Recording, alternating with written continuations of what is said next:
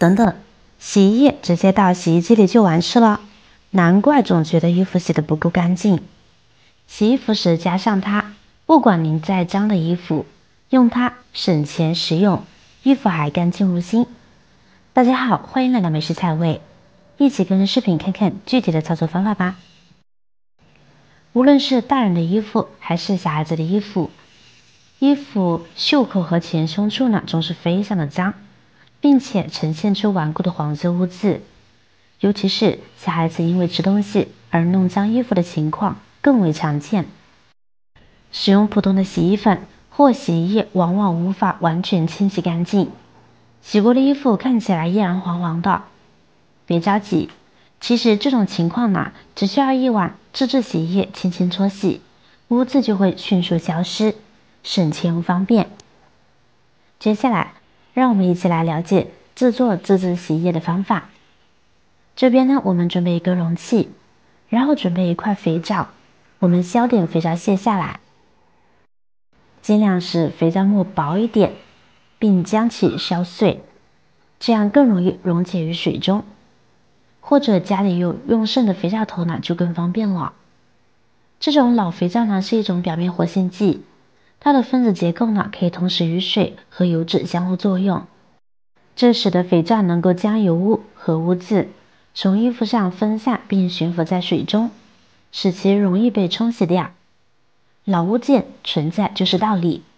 不然怎么没有被洗衣液等物品淘汰了呢？对吧？接着我们往里边呢加入1勺食盐，再加入少许的小苏打，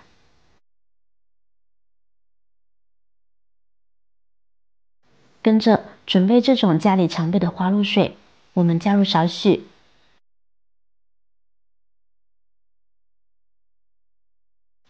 最后来切1/3块柠檬，我们把柠檬汁挤进来，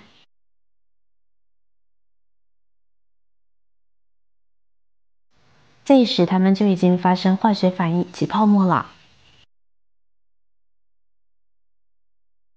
现在加入少许的温水，将其调化开，然后使用搅拌器或手动搅拌工具，将这些成分彻底搅拌均匀，直到肥皂沫、小苏打、食盐和花露水完全溶解于水中。如果有一些肥皂沫没有完全溶解，可以用手轻轻捏一下，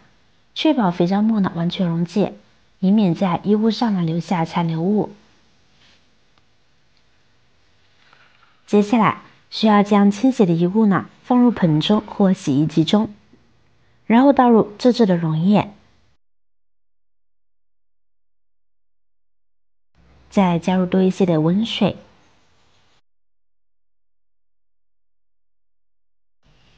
确保衣物完全浸泡在自制洗衣液中，然后使用手或洗衣机的洗涤功能轻轻揉搓衣物，确保自制洗衣液充分接触到所有部位，然后将其浸泡半小时，这有助于帮助清除衣物上的油污和顽固污渍。等浸泡时间到了之后，再将衣服拿出来用手搓一搓，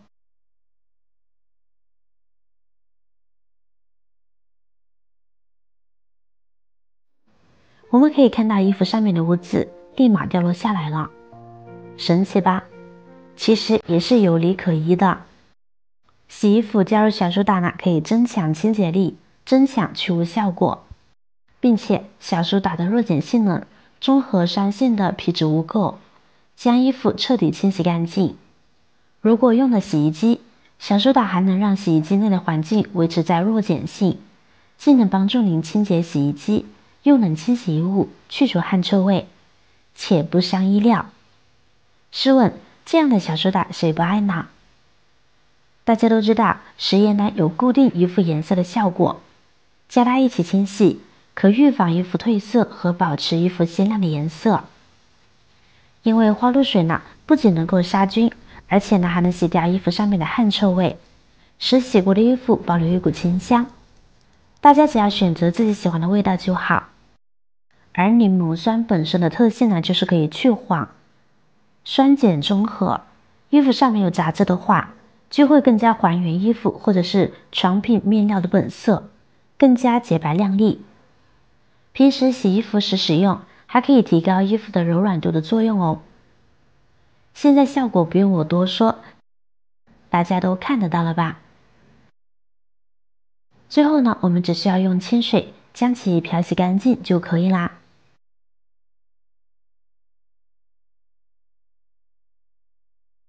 不管多脏的衣服，只需制作一碗溶液，看看洗完的衣服既干净又无异味，真的解决了很多家庭困扰的烦恼。这里顺便跟大家说一下，洗衣服人人都会，但是正确的晾晒方法，想必有些朋友呢是不知道的。衣服清洁之后呢，正确的晾晒方法就是反着晾晒，这并不是瞎说，而是经过时间的积累的经验。反过来晾晒衣服，主要有以下2个好处：一、防止掉色。我们身上穿的衣服，颜色越是鲜艳或者是黑色的衣服，在晾晒的时候不反着就会掉色，而白色的衣服也会泛黄，尤其是天气比较炎热的时候，太阳的高温呢会让衣服快速掉色。如果您不想你的衣服这样，建议洗完之后反着晾晒。第二，消毒杀菌。因为太阳晾晒呢有杀菌消毒的效果，高温能够消灭衣服上的螨虫，把里边翻过来晾晒，再次穿上后呢会更舒服。好了，看完这个生活小妙招，您知道该怎么清洗衣服了吗？赶紧学会这一招，